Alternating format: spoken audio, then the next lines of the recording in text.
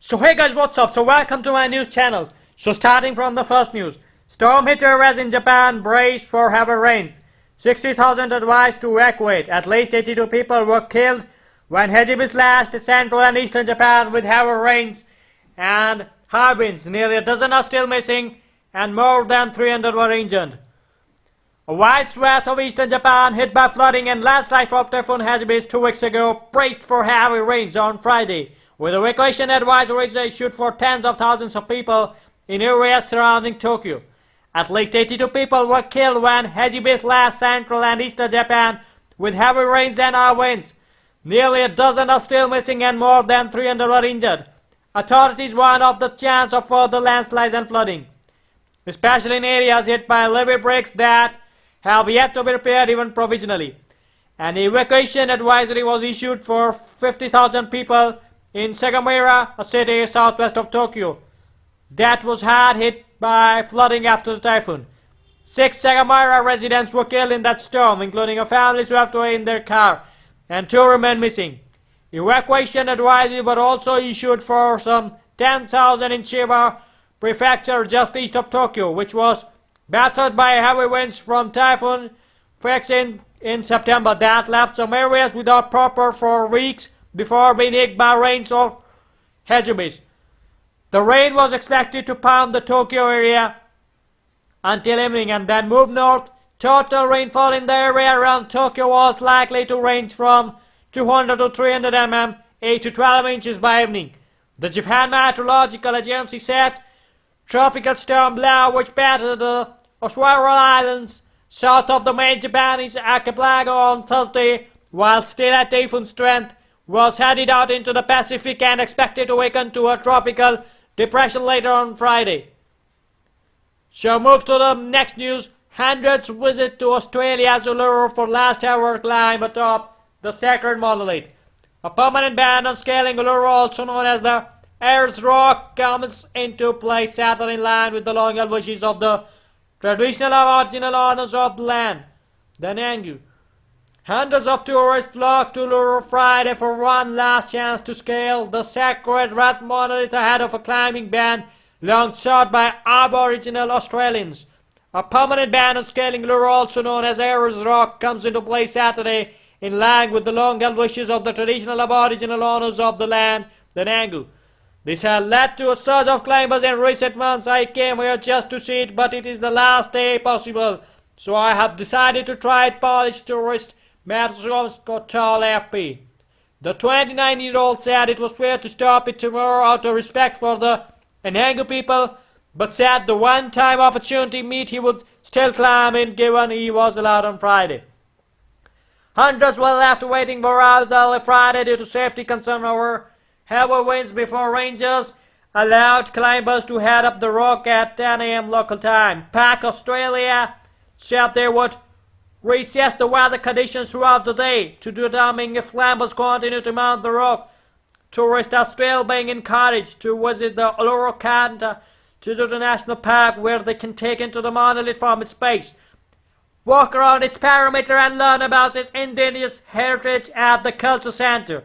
It's enough for me to walk around and see the rock, Japanese tourist Masaya Sola told AFP Friday from the base of the rock. The 25-year-old said he did not judge for tourists for scaling Uluru, but he was refraining at the request of the Aboriginal custodians. I really have respect from them, he said. More than 395,000 people visited the Uluru Kata National Park in the 12 months to June 2019. According to Parks Australia, about 20% more than the previous year. Around 30% of those who visited during that period made the climb. Park authorities said Uluru has great spiritual and cultural significance due to indigenous Australians with their connection to the site dating back tens of thousands of years. Indigenous Affairs Minister Ken Watt looked at the surge of the people rushing to climb Uluru with a rush of people wanting to climb over the Australian War Memorial. Our sacred objects, community by community, are absolutely important in the story and the history of that nation of the people, he told national broadcaster ABC. Traditional owners have long encouraged people to refrain from climbing the site from its natural significance to protect from further environmental damage and to ensure visitor safety. Tackling Uluru sandstone slopes is not an easy exercise, and at least 35 people died attempting the climb. Its tower was some 348 meters, 1148 feet, and summer temperature overhead 45 degrees Celsius. Saturday marks 34 years since that the park's title was handed back to the traditional owners. So, move to the last news. Wind-swept fires range across California as lights go dark. In Northern California, wine country, authorities ordered 2,000 people to evacuate as the wildlife exploded to more than 15 square miles, 39 square kilometers, wiped up by the strong winds that prompted utilities statewide to impose blackouts to prevent such fires from igniting. Fast-growing fires throughout California forced thousands of people to evacuate their homes Thursday as dry winds and high heat fed both the flames and fires in a state still jittery from devastating wildfires in the last 2 years. Officials said they did not yet know how many homes had burned and that no immediate injury were reported. It's not clear that how many of the blaze victims. In Northern California, wine country, authorities ordered 2,000 people to evacuate as the wildlife exploded to more than 15 square miles, swept by the strong winds that prompted utilities statewide to impose blackouts to prevent such fires from igniting. Officials ordered an evacuation of the entire community of the Gazewell, home to about 900 people and popular stop for wine country tourists. Along with nearby residents, the blaze threatened some of the area's famed wineries and the River Rock Casino as the blaze raged on the outskirts of the town. In Southern California, a wall of flame rolled along the past foothills north of Los Angeles, where thousands of homes have sprung up in recent decades. Officials told people to flee along miles-long stretch of Santa Clara, where the fire quickly consumed more than 2.5 square kilometers of dry brush and threatened homes. Winds gusted to about 65 kilometers per hour pushed the blaze as enormous plumes of smoke visible for miles covered neighborhoods. A second fire broke out about 16 kilometers away, racing up a hillside to the edge of a neighborhood in Castic and burning at least 2 houses. People used houses to shout to protect their properties. Until now, the focus of California wildfire season had been power outages that utilities said were necessary to stop high winds over the coming days from toppling power lines and starting fires. But the season kicked out into higher gear Thursday with the level of raging fires and the need to quickly extinguish them. A series of deadly blazes tore through the same area in Northern California wine country 2 years ago, killing 44 people.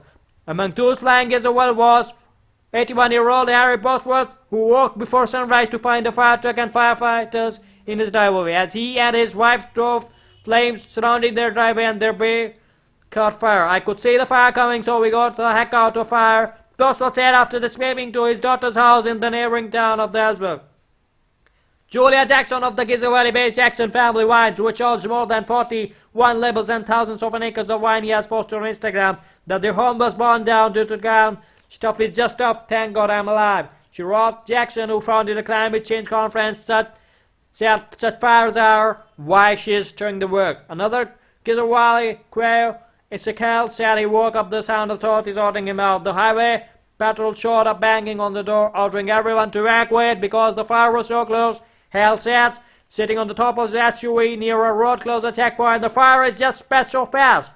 It started Wednesday night near the gates of the world's largest geothermal field, where nearly 24 power plants draw steam from more than 350 mountain wells to create electricity. California Department of Forestry and Fire Protection Incident Commander Mike Park said.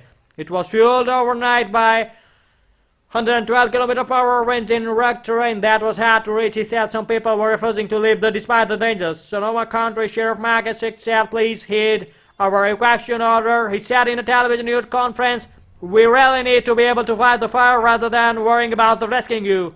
The fire range damaged rolling blackouts instituting after utility electrical equipment was blamed for setting several blazes in recent years that killed scores of people and burned thousands of homes. The state's largest electric utility, Pacific Gas and Electric, filed for bankruptcy protection in January as it faced billions of dollars damage from such wildfires. The investor-owned energy company has set aside billions for insurance and wildfire victims while facing a public backlash over its handling of the outrages. PG&E spokesman Paul Doty said parts of the Giza Valley lost power as scheduled Wednesday. The company's outage affecting 500,000 people, nearly 1,080 customers in Southern California, hot and dry. Santa Ana winds led California agents to cut power to more than 27,000 customers. It was considering the additional power cuts to more than 386,000 customers. The latest outages come to 2 weeks after PG&E shut down power for several days to about 2 million people. A Democrat is among those who have criticized PG&E and other utilities for the blackouts and their handling of the wildlife danger. So if you like the video, so kindly subscribe to my channel.